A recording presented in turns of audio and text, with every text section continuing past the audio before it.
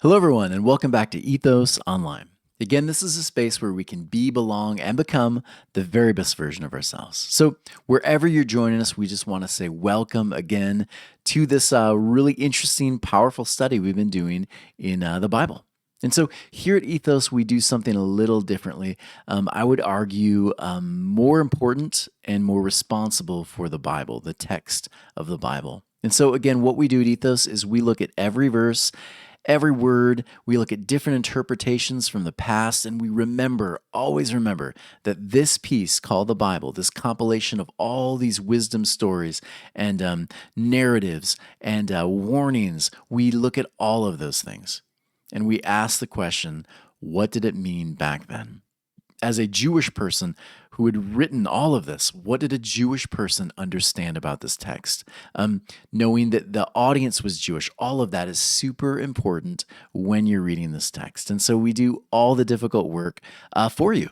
And we do this because, again, this is a really responsible way of viewing the text. So we do a lot of work, we spend a lot of time, a lot of hours, and then we put this together here at our little studio, and it's super fun to do every single week, and so we're so thrilled that you were able to join us today. So today, again, reminder, as we delve into Genesis, a study we've taken almost 2 years now, well, over 2 years now to do, we just want to remind you again, Genesis was not a history book.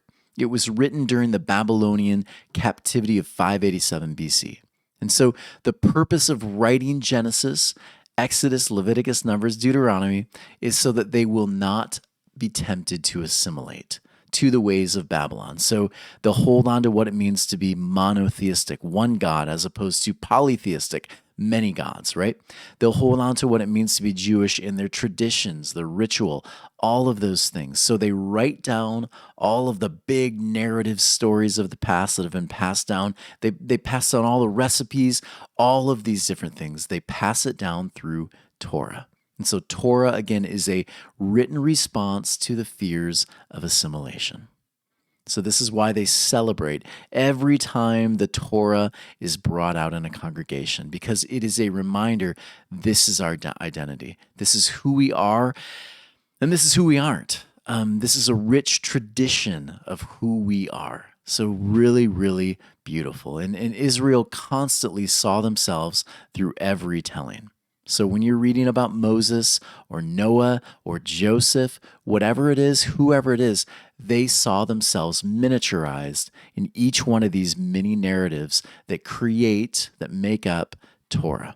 So today we're going to delve into chapter 46, finish off chapter 46, and then step into chapter 47. Remember, there's only a couple more chapters before we conclude Genesis. So today, 46, 28 through chapter 47, 1 through 6.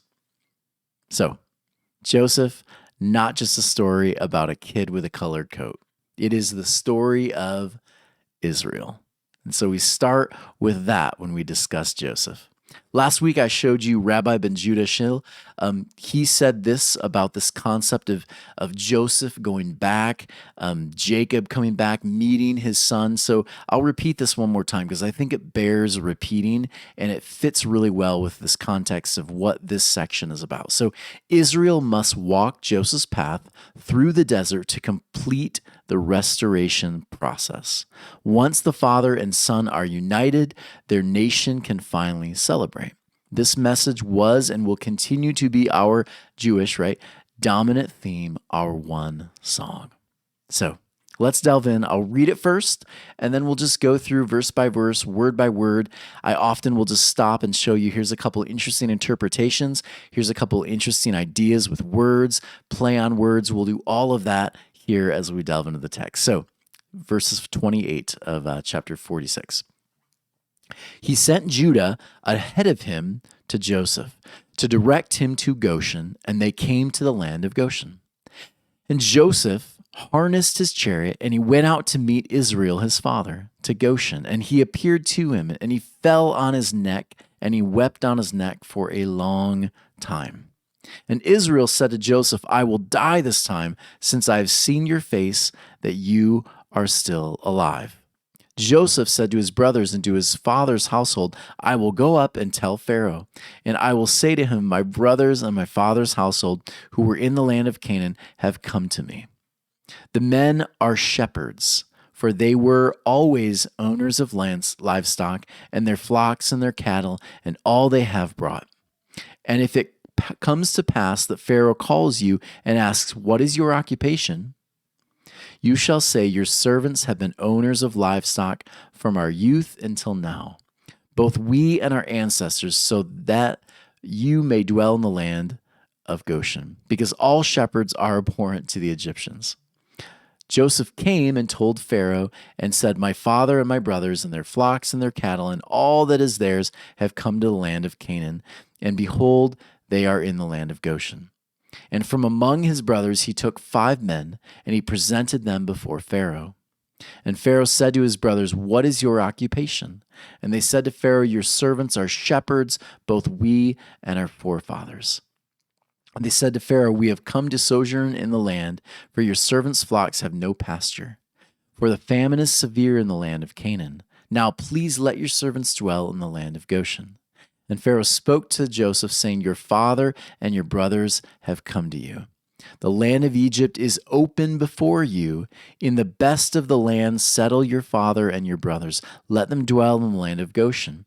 And if you know that there are capable men among them, make them livestock officers over what is mine. Yeah, really good. So let's just delve into it right here. Verse 28.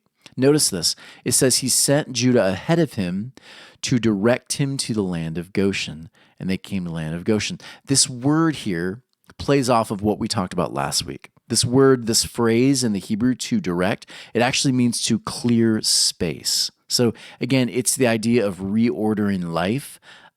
Very similar to, again, what we discussed last week. Israel is going to reorder life. They're going to be taking this trip across the desert, right, in order to learn to live again. It's really a beautiful idea about newness, new beginnings. How do we reorder life when a big change happens? Same verse, notice this. They came to the land of Goshen. So if you're a Jewish person, again, you are reading this through the Hebrew. And so every word, every city, every name, it's going to have a meaning. And so Goshen, we've talked about this in the past, but it's even deeper here. Goshen typically means a mound of earth. But in this context, the interpretation is it's the choicest of mounds of earth that Pharaoh gives them. So he gives them the very best. Yeah, he's going to give them the very best of the best, which is really interesting when you think about that. They left the land of Canaan, which used to be really plentiful, right? It was a land of promise. They go to the land of Goshen now, which is the choicest of the choice. It's the very best. Notice this, what Rob Bell says. I really like this. He says, after traversing the desert, Israel learns and unlearns what it means to be human again. Once this lesson is learned, the special nation prospers. So this is what Jesus, right? The symbol of Israel shows them they must do in order to find new meaning, right? To live kingdom reality right here, right now. So they have to learn and unlearn what it means to be human. Many people will ask me, well, did Jesus actually go into the desert for 40 days just like Israel did for 40 years? I don't know. But the deeper impact, the deeper meaning of it is that Jesus is this beautiful picture of what it means to be an Israelite, what it means to be human. And so over and over again, we have to traverse that time of unlearning and learning. And so Jesus, again, over and over again, has to traverse, right? Israel has to traverse over and over again. Mankind, humanity, we have to traverse, we have to learn and unlearn things, right? We have to pick up new patterns, leave some behind, adapt old ones, but shift them a little bit. This is what it means to be human. And we'll delve into some more of the concepts connected to Jesus in a minute, but let's keep going.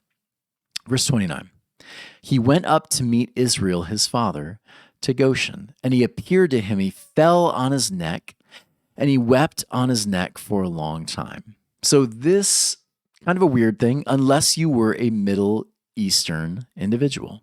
especially ancient Middle Eastern individuals. So there's a really interesting tradition that I love to, again, I think it's so important to show cultural context because this is actually a really powerful thing that he does here. It's a powerful action.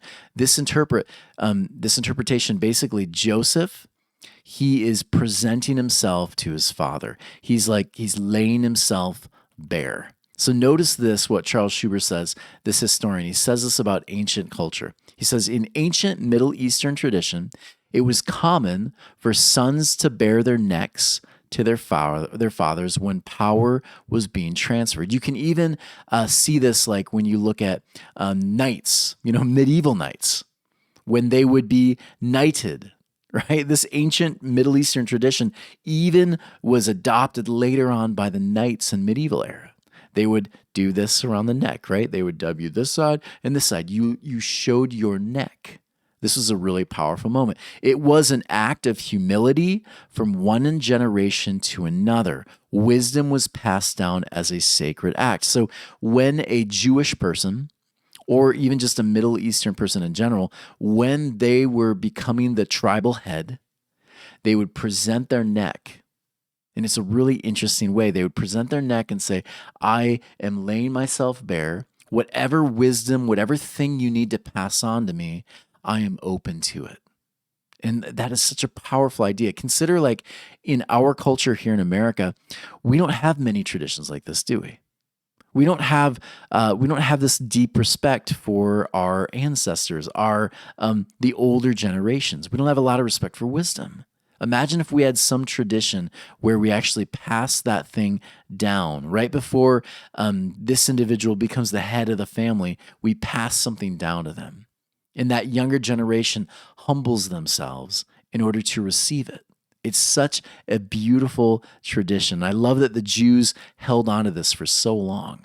It's a really beautiful idea. I wish we had this in our culture. Something similar to it would be phenomenal. Let's keep going. Verse 30. I will die this time, since I have seen your face, that you are still alive. Now, I've read this a lot of times, and I've always thought it's kind of weird. What, like he finally is connected to Joseph, right? His son that has been lost, and now he's like, all right, well, now I'm going to die. Right? Like, what is the point of this? Why just all of a sudden, okay, I'm dead, now I can die? You'd think they'd want to live longer together. You'd think there'd be some kind of connection. But again, it's not about that, is it? It's about Israel. There's something deeper going on. Notice this. This is an ancient tradition here from Judaism. It's called Tichuka Vagosh. And so this is in the ninth reading. And so this is a Jewish interpretation, a very ancient one, of this section of the text. So this is what they say, the most popular of Jewish interpretation of this moment in the verse. So notice this. This is how they read. This is how they interpret it when they put it into English. So notice, I thought that I would die two deaths in this world and in the next world, because the Shekinah, God's glory, had left me, and I thought that the Holy One, blessed be He, would hold me responsible for your death. Now that you are still alive, I will die but once. Interesting interpretation, right? Have you ever had a moment like this? Right? A moment where you felt as if God had left you. You did something and now you feel like you have to keep paying for it over and over again. We call that living by guilt and shame, right? And so the idea here is you felt betrayed. You felt as if like you fell into captivity and now you feel like maybe I did something to deserve this. I think a lot of us have experienced that. We've done something when we assume all the bad things that are happening, we must have just deserved it, right? And I think that's a deep, it's a discord. It's something that is potentially really harmful for our souls. But many of us buy into this. And so notice this, seeing his son, it changes everything for him. It's a moment basically of like hindsight. And so he realizes God is not angry with me, right? God is not punishing me. I am not being punished for things that I did in the past. He's not holding me responsible for what I thought was my son's death. Jacob realizes crap happens in life, right? But the divine helps find a way out. The divine helps bring life again. And so you're not paying for these things in the past. That's not how life works here. And he has this deep realization of this in this moment. I can finally allow that thing to die. I thought I was going to die two deaths. Interesting, right? Which is also a very Middle Eastern way of approaching life. But he says, I don't have to live in guilt and shame anymore. I can actually now live out the rest of my years in peace. Really a beautiful moment, especially for an ancient tribal people. They're beginning to move on this trajectory toward a deeper understanding of life and the divine. Really pretty beautiful. Verse 32, the men are shepherds, for they always were owners of livestock, and their flocks and their cattle and all they have they brought. And then notice this at the bottom of 34. He says, we're going to be here in Egypt, but because all shepherds are abhorrent to the Egyptians. Shepherds. So here begins this kind of like tradition of shepherding. The idea that they are shepherds. They are shepherds, but they are abhorrent people to the people that are often they are captive to. And so you'll understand the occupation of shepherds, shepherding is not one that most large empires would consider something to be. It would not be considered a high position. It would have been a very low position. Notice this, what Marty Silva says about shepherding. He says, the occupation of shepherding was considered the lowliest of low positions. They were often repugnant in smell and repulsive in reputation. All right, what an interesting assimilation there. They're repugnant in smell, repulsive in reputation. When shepherds are born and visit the Christ, we are reminded of the Israelite nation manifest in one man. The land will be given to Israel in a new way, a new kingdom. Yeah, Christmas is coming, and I find this so interesting. This idea that shepherds, again, the lowliest of the low, repugnant to Egypt, repugnant to Rome, repugnant to the Greeks, repugnant to the Babylonians. The idea that you would just nomadically roam, that you would just do your own thing, that you would not be about conquering, but you would live a peaceful life. This would have been absolutely, completely odd to any large beastly empire. But for Israel, that was the way of life. That was how they found peace, connection. They weren't looking to gain power. They were looking to find shalom. And shalom was found in learning to be at one with nature, the people around you. It was not in dividing, conquering, building your empire. Whenever Israel does this, they fall into deep, deep brokenness. And so that way, though, is, of course, I love this, repugnant and repulsive. Interesting, right? This is where that deep tradition comes from. And I thought about this moment. If you look at this picture, many of you will remember this moment where Jesus goes up on the mount. He's got Moses. He's got Elisha. This interesting moment, Elijah, interesting moment where you have the prophets, right, calling out the people, change your ways. But then you also have Moses. And this picture of this nation that is lowly is going to inhabit the land in a powerful way, right? So good. This nation of Israel is going to inhabit, even though they are lowly shepherds, they're going to inhabit this nation. They're going to inhabit this space, and they're going to do it in a lowly way. They will be the nation that is under your feet. This is the one that will inhabit it and show the world what shalom looks like. So good, right? And this is why, of course, the shepherds show up in the Jesus story, right? Of course they do, because it's part of their identity. Verse 2, and from among his brothers he took 5 men, and he presented them before Pharaoh. Now, if you are a Jew and you read about 5 brothers, why 5? Why is he presenting 5? This is really important in Judaism. It's really important in ancient Jewish tradition of interpreting this. This would have been, again, a no-brainer For us, thousands of years later, who have kind of more adopted a Roman way of perceiving this rather than a Jewish, we would miss the deeper meaning. But notice this. In the Hebrew, there's this idea of 5. It means a couple things. First off, no brainer again, 5 books of Torah. So think about this. This is one perspective here. Joseph gives Pharaoh the gift of Torah, right? The gift of his culture and his God. And this is meant to bless indefinitely, which is why Egypt prospers. So many of the traditions is he doesn't actually give 5 brothers here to present. He actually gives Pharaoh Torah. Like what a beautiful idea. He gives him this Jewish tradition and says, this is what's blessed us.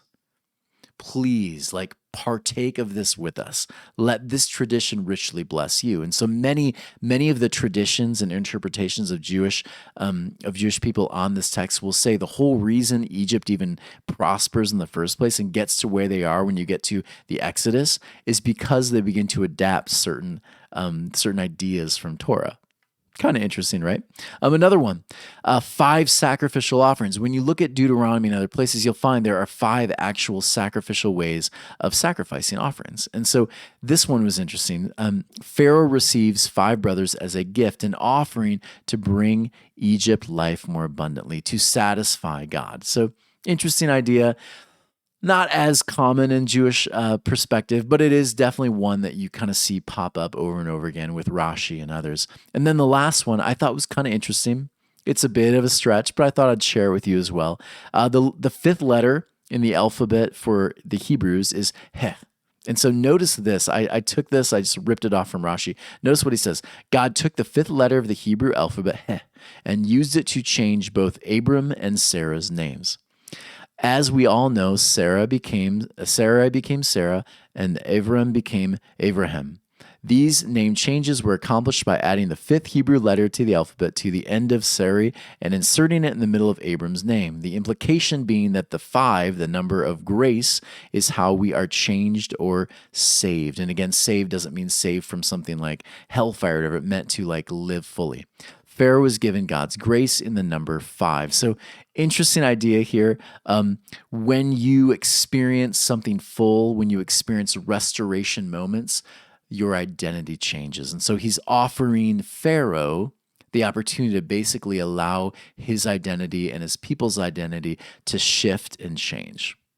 Kind of a cool concept. I typically follow more of number 1, this idea of 5 books of Torah. That's the most common one. But the other 2, kind of interesting interpretations I thought I'd share with you. So let's keep going. Verse 3, notice this in chapter 47. Pharaoh said to his brothers, "What is your occupation?" And they said to Pharaoh, "Your servants are shepherds, both we and our forefathers." So again, the idea, we are shepherds. We will wander the land. If you remember the story in the very beginning of Genesis, we had these 2 brothers, right? The first brothers. And you remember one of them is a shepherd, the other's a farmer.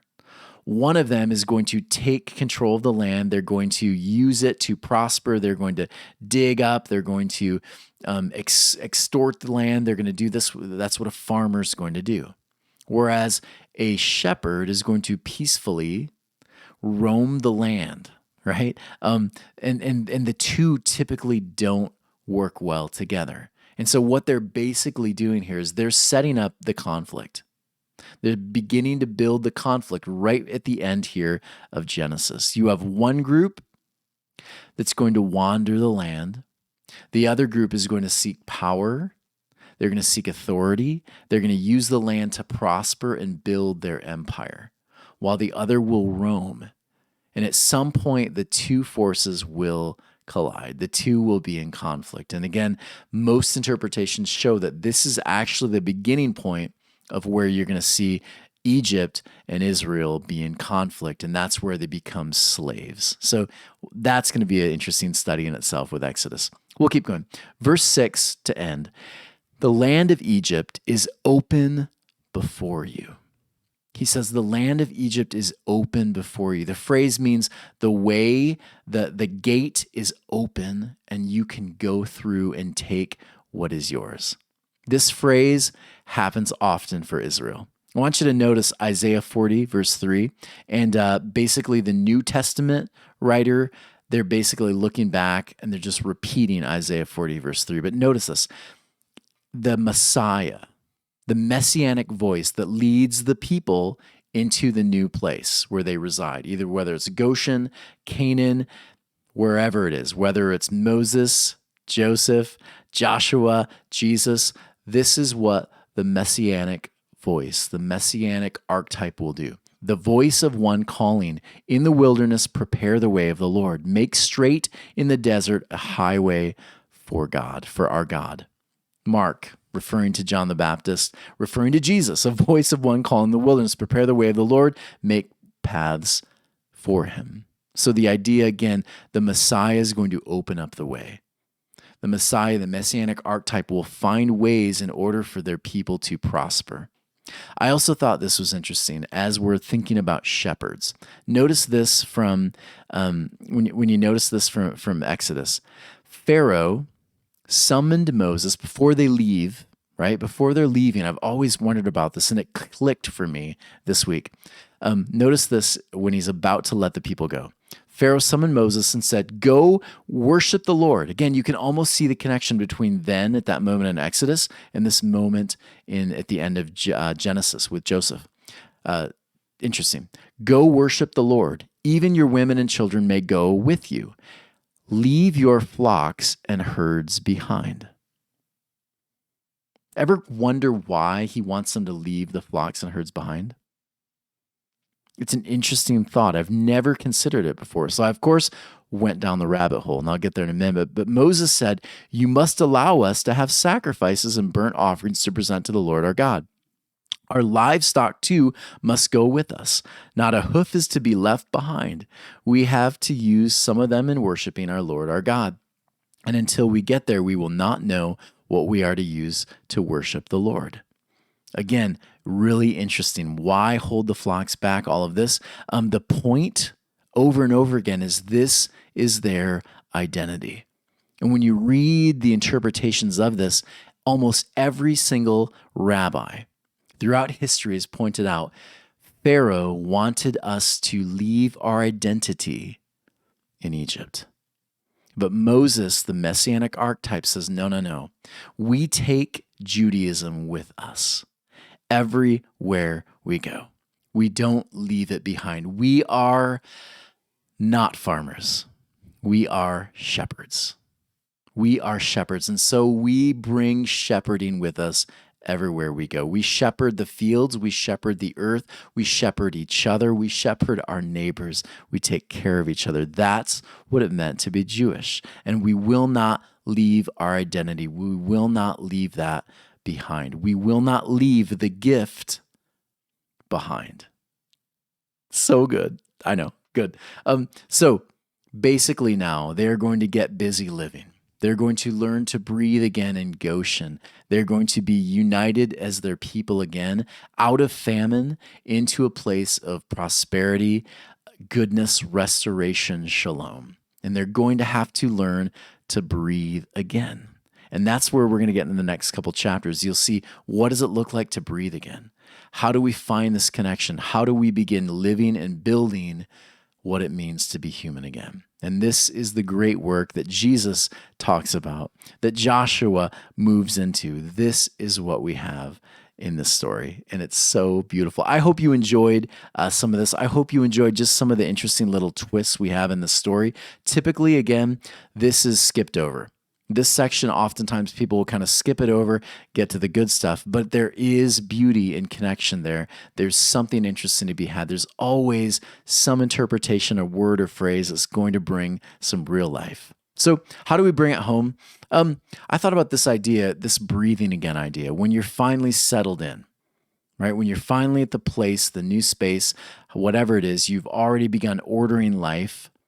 How do you begin to just calmly sit and enjoy it, right? How do you finally live in the thing? So I started moving through this for myself. One of the ways I think we do this is we give ourselves some time. After the ordering and the patterns are all set, after we've adjusted, put furniture in the new home, right? once we've done that, we have to give ourselves some time. And this is the time where we begin to relax and breathe, and we allow those patterns to begin. We can begin slowly working our way into them, and we have to allow it to take time, right? The new furniture, we might make some adjustments, but we have to allow ourselves some time. It's not going to be perfect, right? But we allow ourselves time to rejuvenate, to get things right. I can't tell you how many times I've talked to pastors, to friends, to people just worn out on life, people who have gone through divorces, and they immediately want to just jump back in. They want to start dating again immediately. They want to jump back into the new position as a pastor, whatever it is. And what I've learned from life at 42 now is that if I don't give myself some time in between to just breathe, often I'm going to repeat patterns. I'm not quite ready yet to delve fully into the thing. I need to breathe. I need to give myself some time. I don't want to rush it. Number 2, share your story until you hear it. And I've said this before, and I think it's so good. Sometimes you really have to be present now, and you have to tell your story. Tell your story, your experiences, until you finally hear it. My friend Kevin says that over and over again. Tell your story. When you have time, relax, breathe, sit on that new couch, sit in that new space, and just share your story, because you don't want to relive the past, but you want to be able to allow it to go. You want to allow it to stay where it was. And sometimes to do that, we have to recount the story until we can finally say, okay, I finally heard it. I finally see where I did some things wrong, where they did some things wrong, and I can finally let the thing go fully. Number 3, develop a new pattern. When you finally relax, when things have begun to get ordered, when you can finally sit, try some new things.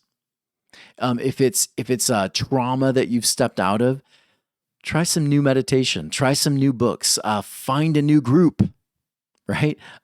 Join a new book club, go to a different church service, try some new things, see if something sticks.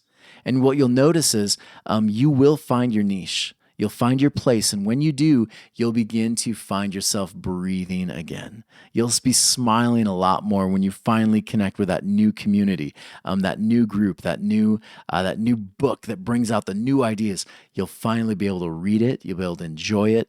You'll be present to it. And then lastly, don't be afraid to spend time alone. I'm finding this. Oftentimes I like to be surrounded with people because I'm a bit of an extrovert in some ways. Spend some time in solitude, because that'll give you opportunities to open up. It'll help you relax, get connected to what's important again. You begin asking yourself deeper questions. It really does help when you can just pull yourself away, spend some time alone. So everyone, I hope you enjoyed this one. This again was pretty fun. Not quite as long as last week. Last week we were over 40 minutes. This week we're around 30 some. But again, a shorter section, but always something fantastic when you ask deeper questions of a text. As we finish today, I want to remind you, ethos-church.org/donate. Feel free to give that tax-deductible donation. We spend a lot of time, a lot of energy to put these out every week. And so we would love to have you continue partnering with us financially. Hit that subscribe button if you want to continue joining us online. Connect with us there. We love working together with you to share valuable content every week. Everyone, I love you. I'll see you next week when we finish off chapter 47 and we move into the last couple chapters of Genesis. Take care. We'll see you next week.